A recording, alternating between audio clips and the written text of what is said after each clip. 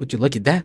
We're back at again with another video. So y'all ain't fucking with the other video? I see. Okay, I see how it is. So it seems like I need to go back to the drawing board to make sure y'all get the best content. And since it's WrestleMania season, I just talked about WrestleMania 42 being in trouble in my last video, and since that video was 2 weeks ago, I feel like I need to drop another banger for y'all. So why not do that by talking about WrestleMania 40? Yes, WrestleMania 40, one of the best WrestleManias of all time, and that's the truth. It was during the Triple H era, where it was beginning of a new era, but after that it was downhill. But that's not what we're here to talk about. What we're here to talk about is WrestleMania 40, the most cinematic main events of all time, and that's what we're here to be talking in this video, on how it was the best WrestleMania of all time. And before I start talking about these matches, just to let y'all know, this is my opinion, and if you don't like it, I don't know what to tell you. You can tell me in the comment section. So y'all better subscribe, trying to get to 100 subscribers. But yeah, let's go. Since we're talking about WrestleMania 40, I think we should start with night one. Now, I'm not going to talk about these matches. However, I will talk about Jey Uso versus Jimmy Uso. So let's start there. This all started when Jimmy Uso shockingly betrayed Jey at SummerSlam, costing him the undisputed WWE Universal Championship, and Jimmy claimed that he did it to protect Jey from becoming corrupted like Roman Reigns, but Jey didn't buy it. This betrayed pushed Jey Uso to leave the bloodline, leave SmackDown, and even WWE for a time. Jimmy continued to antagonize Jey on TV, and Jey Uso was now on Raw, embracing his new Yeet movement and individuality, and this led to a brother versus brother match at WrestleMania. Now, we think of brother versus brother match, you think of these, and then with this match, you thought it was going to be epic, just like those. But wow, we were dead wrong. This match was just super kick after super kick after super kick. It just got so boring that nobody in the audience really cared about this. And then I'm happy Jey Uso won the match, but this match is just not good. It's boring. So this gets a 4 out of 10 for me. Alright, next up, let's do Gunther versus Sami Zayn for the IC title. Now, Gunther was entering WrestleMania 40 as the longest reigning Intercontinental Championship of all time with 660 plus days, defeating guys like Sheamus, Drew McIntyre, Chad Gable, Ricochet, and countless others. Now, Sami Zayn wasn't supposed to be the challenger. He had doubted, dismissed it, and even pushed aside. The pressure crushed him so bad that he nearly gave up. But there was one person that did believe in him, Chad Gable, that was gonna help him defeat Gunther. Now we get to the match. Now, this match was straight up amazing. My heart was racing throughout this entire match, and seeing Sami Zayn win the IC title is just such an amazing moment. So this match gets a 9 out of 10 for me. Next up, let's do Rhea Ripley versus Becky Lynch for the Women's World title. Now, Becky Lynch secured her WrestleMania title match by winning the Elimination Chamber in Perth, Australia. Now, this set up a long anticipated showdown between Rhea Ripley, a match fans have been waiting for since Rhea Ripley's rise in Judgment Day. Ripley entered WrestleMania 40 having held the Women's World Championship for over a year, dating back to her WrestleMania 39 victory over Charlotte Flair. Now, this match was a pretty good match to open up WrestleMania, and I do love everything that's going on around this, so this gets an 8 out of 10 for me.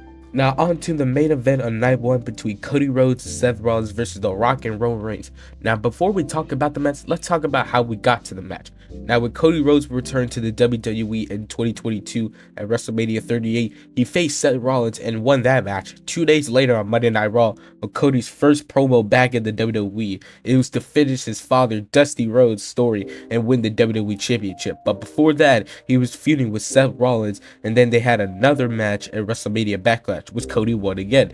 Then they had a Hell in a Cell match, which before we got to that match, he got injured like a couple days before the match, and he still wanted to do the match. Now, that match was amazing, and now fast forward to the 2023 Royal Rumble, and fun fact, I was actually there to see Cody Rhodes return.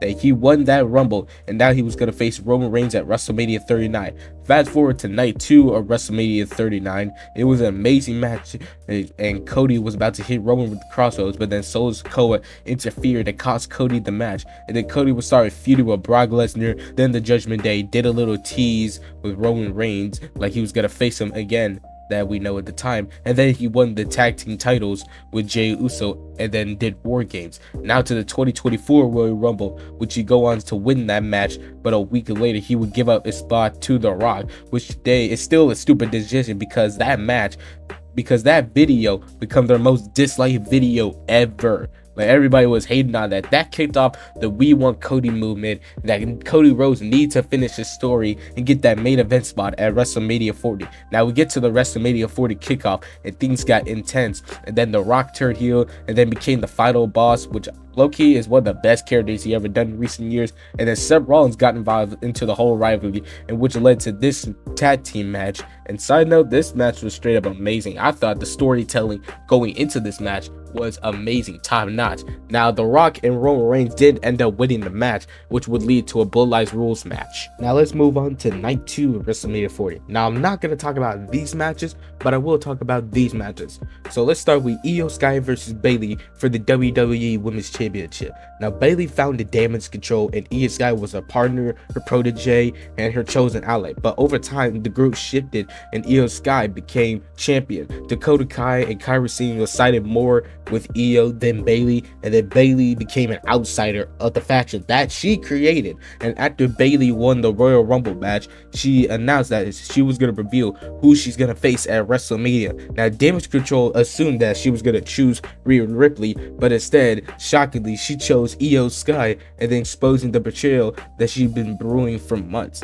The group that turned on her, officially ending their alliance. Now we got to the match, and there was no interference in the match, which I think nobody interfering was needed, because that's what we needed for this type of match. Now the match was great. It's not my favorite, but I think it was a great way how they built it up and how they executed it. So this gets a 7.5 from me. Next up, we have Seth Rollins versus Drew McIntyre for the World Heavyweight title. I also forgot to mention that originally this match was supposed to be Seth Rollins versus CM Punk, but due to CM Punk getting injured back at the Rumble, they had to change the plans, so it became Seth Rollins versus Drew McIntyre. I just want to put a side note on that for you guys. Now Seth Rollins entered night 2 already battered, having wrestled the night before in a massive tag team match with Cody Rhodes against Roman Reigns and The Rock. He was exhausted, injured, and emotionally drained. Drew McIntyre has been laser focused on Rollins for weeks. His promos were vicious, personal, and fueled by resentment, especially towards CM Punk, who cost him the Royal Rumble and mocked him relentlessly for commentary. This wasn't just about the title, it was about revenge, validation, and proving that he deserves that moment that he never got in front of a live crowd in 2020. Now this match was short and sweet, and Drew McIntyre was dominating almost the entire match, and immediately after winning it, McIntyre walked over CM Punk on the commentary desk and immediately started teasing this dude. And then CM Punk attacked Drew McIntyre, Punk dragged him, and then the Judgment Day music plays, would led to this funny moment. With Drew McIntyre damaged up, Damian Priest slipped in with this Money in the Bank contract to cash in, and then Damian Priest became the new World Heavyweight Championship.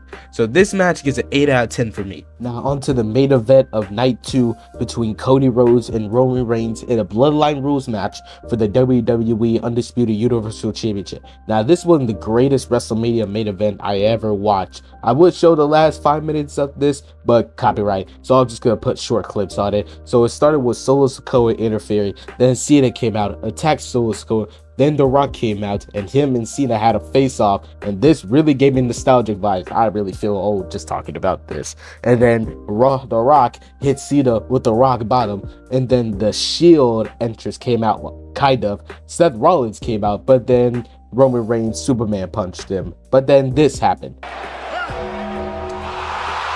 The bell rang, and The Undertaker gave The Rock a chokeslam, and Roman Reigns had a chair, so we had to choose between Cody, the guy trying to finish the story, or Seth Rollins, the guy who betrayed him and ended the Shield. And he chose Seth Rollins and hit him with the chair. Then Cody Rhodes came in, gave Roman Reigns 3 crossroads, pinned him 1, 2, 3 to win the match. And the crowd, including me, lost their minds that he finally finished the story and was able to mark a new era for the WWE. Now, in conclusion, this WrestleMania was legendary. It is in the history books as the most iconic WrestleMania of all time. Almost everything about this WrestleMania was amazing. But after that went downhill, like bad decisions, weak storylines, and wasted potential. And that's still going on today with WrestleMania 42. So I hope that WrestleMania better be good. So that's the end of this video. Y'all better subscribe, join the TikTok. I don't know what else to say. But anyways, I'm out.